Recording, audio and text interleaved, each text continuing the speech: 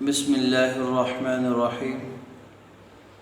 ہماری گفتگو حج کے بارے میں چل رہی تھی۔ آپ نے حج قران کرنا ہے یا حج تمتع کرنا ہے یا حج افراد والے ہیں آپ؟ ایام حج وہ 5 ہیں، 8 ذو الحجہ سے لے کر 12 ذو الحجہ۔ یہ 5 دن آپ نے حج کے مناسک ادا کرنے ہوتے ہیں۔ ان 5 دنوں کو آپ نے کیونکہ باہر گزارنا ہوتا ہے، اس کے لیے آپ کو کچھ چیزوں کی ضرورت ہے۔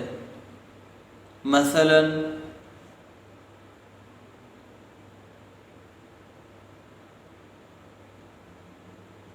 آپ اپنے تھیلے میں مسواک رکھ لیں، 1 عدد چٹائی رکھ لیں، 1 دھری رکھ لیں، کپڑوں کا 1 جوڑا رکھ لیں، پانی کی 1 بوتل رکھ لیں، ایسے ہی 2 احرام کی زائد چادریں رکھ لیں، اپنی ضرورت کے لیے کھانے کے لیے بسکٹ وغیرہ رکھ لیں، اور نزلہ زکام کھانسی کے لیے کچھ ضروری میڈیسن رکھ لیں، جائے نماز رکھ لیں، ایسے ہی 1 ہوا والا تکیہ رکھ لیں، 1 چادر رکھ لیں، اپنے موبائل کو چارج کرنے کے لیے پاور بینک یا چارجر کا استعمال کرنے کے لیے چارجر۔ تو یہ موٹی موٹی کچھ چیزیں ہیں۔ ان چیزوں کو آپ اپنے بیگ میں، اپنے پرس میں رکھیے۔ باقی تمام چیزوں کو آپ اپنی رہائش گاہ پر رکھیں تاکہ آپ کے لیے بہت آسانی ہو۔ جس طرح ہم نے عمرے کا احرام باندھا تھا اور اس کے احرام باندھتے وقت 2 رکعت نفل پڑھے تھے اور اللہ سے دعا مانگی تھی، نیت کی تھی اور محرم بن چکے تھے، ایسے ہی حج کے لیے احرام باندھنا ہے۔ سب سے پہلی بات تو یہ ہے، افضل بات تو یہ ہے کہ آپ حرم شریف تشریف لے جائیں، وہاں طواف کریں، اور اگر مکروہ وقت نہ ہو تو 2 رکعت نفل پڑھیں، پھر اس کے بعد نیت کریں۔ لیکن اگر آپ طواف نہیں کر سکتے تو کم از کم 2 رکعت نفل پڑھ لیں، پھر اس کے بعد نیت کر لیں۔ اور اگر آپ کا حرم آنا بھی مشکل ہے تو اپنی رہائش گاہ سے ہی احرام باندھ لیں اور نیت کر لیں۔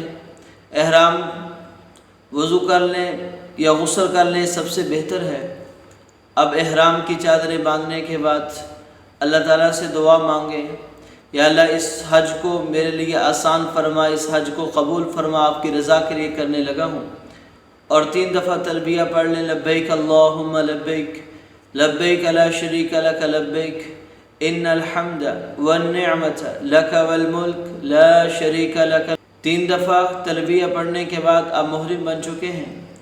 اب احرام کی تمام پابندیاں آپ پر لاگو ہو جائیں گی، کیونکہ حج افراد والا اور قران والا پہلے سے احرام کی حالت میں ہوتا ہے، اسے نئے احرام باندھنے کی ضرورت نہیں، اور اسی احرام میں ایام حج شروع ہو جائیں۔ مرد حضرات بلند آواز سے تلبیہ پڑھیں گے، عورتیں آہستہ آواز میں پڑھیں گی، اور پھر 8 ذو الحجہ کی صبح کو طلوع شمس کے بعد تمام حاجی مینا کی طرف روانہ ہوں گے۔ اب مینا کی طرف جاتے ہوئے سواری پر بیٹھتے، اترتے، چلتے پھرتے تلبیہ کی کثرت کریں، ذکر کی کثرت کریں۔ مینا کے اندر 5 نمازیں ادا کرنا ہوتی ہیں۔ 8 ذو الحجہ کی ظہر، عصر، مغرب، عشاء، اور 9 ذو الحجہ کی فجر۔ 9 ذو الحجہ کی فجر ادا کرنے کے بعد آپ ناشتہ کریں، ہو سکے غسل وغیرہ کر لیں۔ اب عرفات کی طرف آپ نے چلنا ہے۔ 9 ذو الحجہ کی صبح کو مینا میں فجر ادا کرنے کے بعد آپ ایام تشریق کے لیے تکبیرات تشریق، اللہ اکبر اللہ اکبر لا الہ الا اللہ واللہ اکبر اللہ اکبر وللہ الحمد، اور اس کے بعد تلبیہ پڑھنا شروع کر دیں گے، اور پھر عرفات کی طرف جانے کی تیاری کریں گے۔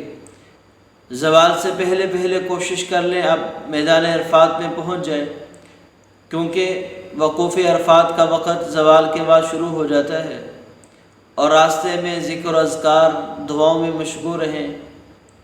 وہاں پر آپ زوال سے پہلے جب پہنچ چکے ہیں وہاں جا کر وضو کر لیں یا تازہ دم غسل کر لیں۔ غسل کرنا زیادہ بہتر اور افضل ہے۔ وقوف عرفات، وقوف کا مطلب ہوتا ہے ٹھہرنا، تو حاجی عرفات کے میدان میں ٹھہرتا ہے، وقوف کرتا ہے۔ کھڑے ہو کر کرنا افضل ہے، بیٹھ جائے تو کوئی بات نہیں۔ اللہ کی طرف متوجہ رہے، اللہ سے دعائیں مانگتے رہے، اب دنیا آخرت کی بھلائی کی دعائیں مانگتے رہے۔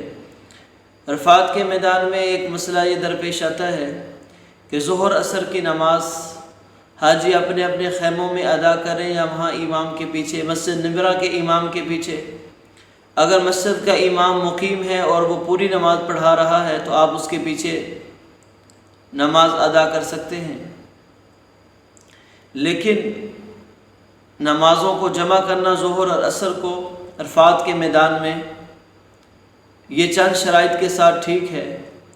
اگر امام المسلمین ہو یا نائب امام ہو، وہ نماز پڑھا رہا ہو اور وہ نمازوں کو جمع کر رہا ہو اور ظہر کے وقت میں جمع کر رہا ہو، اور وہ نماز اگر مقیم ہے تو پوری اور اگر مسافر ہے تو قصر والی نماز پڑھا رہا ہو، تب تو آپ نمازوں کو جمع کر سکتے ہیں۔ اگر وہ امام مسافر ہے لیکن امام مقیم ہے لیکن نماز وہ قصر والی پڑھا رہا ہے، آپ کو تحقیق ہو چکی یا تحقیق نہیں ہوئی اس مسئلہ کے بارے میں، تو آپ اپنے اپنے خیموں میں ظہر اور عصر کی نماز ادا کریں، اپنے اپنے وقت میں ادا کریں۔ ظہر کی نماز اور عصر کی نماز اپنے اپنے وقت میں، کیونکہ خیموں میں امام المسلمین موجود نہیں، اس لیے ظہر کے وقت اور عصر کے وقت الگ الگ وقتوں میں نماز پڑھیں۔ ہاں اگر مسجد میں موقع ملتا ہے، امام المسلمین نماز پڑھاتا ہے، مسافر ہے تو قصر اور مقیم ہے تو پوری نماز پڑھاتا ہے اور جمع کرتا ہے اور ظہر کے وقت میں کرتا ہے تو پھر اس کے پیچھے نمازیں پڑھ سکتے ہیں۔ میدان عرفات میں وقوف کرنا یہ حج کا رکن ہے، اس کے بغیر حج ادا نہیں ہوتا۔ اس لیے اگر کوئی بندہ غروب آفتاب سے پہلے میدان عرفات سے نکلتا ہے اور واپس نہیں آتا، اس پر دم لازم آتا ہے، اور اگر واپس آ جاتا ہے تو اس کا دم ساقط ہو جاتا ہے۔ اب غروب آفتاب کے بعد آپ نے میدان عرفات سے نکل کر مزدلفہ کی طرف جانا ہے، لیکن مغرب کی نماز میدان عرفات میں ادا نہیں کرنی، بلکہ مزدلفہ پہنچ جانا ہے، اور مزدلفہ پہنچ کر مغرب عشاء کی نماز ایک اذان اور ایک اقامت کے ساتھ ادا کرنی ہے۔ سب سے پہلے مغرب کی نماز ادا کی جائے گی، پھر فوراً عشاء کی نماز ادا کی جائے گی، پھر آپ مغرب کی 2 سنتیں پڑھیں، پھر عشاء کی 2 سنتیں پڑھ کر 3 وتر ادا کر لیں۔ یہ دونوں نمازوں کو جمع کرنا واجب ہے، اور جماعت کی نماز وہ سنت موقدہ ہے۔ اگر دونوں جماعتیں اکٹھی مل جائیں تو بہت اچھا، ورنہ چند آدمی اگر مل کر جماعت اکٹھی کروا لیں تب بھی بہت اچھا، اور اگر تنہا آدمی دونوں کو اکٹھا کر لیں تو مجبوری کی حالت میں یہ بھی ٹھیک ہے، جائز ہے۔ مزدلفہ کے اندر عشاء کی نماز ادا ہو گئی ہے، اب رات آپ نے مزدلفہ میں قیام کرنا ہے، تو اس رات کو خوب اللہ کی عبادت میں، ذکر و عبادت میں، تلاوت میں گزاریں، کچھ آرام بھی کر لیں۔ اور مزدلفہ کے اندر آپ 70 کنکر بھی اٹھا لیں، چھوٹے سائز کے چنے کے برابر، اور اس کو اپنے پاکٹ میں رکھ لیں۔ تو یہ کچھ 8 ذی الحجہ کے اور کچھ 9 ذی الحجہ کے احکام تھے اور حج کی ادائیگی کا طریقہ تھا۔ بقیہ ایام کی ادائیگی کس طرح سے ہوگی وہ ہم آئندہ دروس میں کریں گے۔ مع السلام۔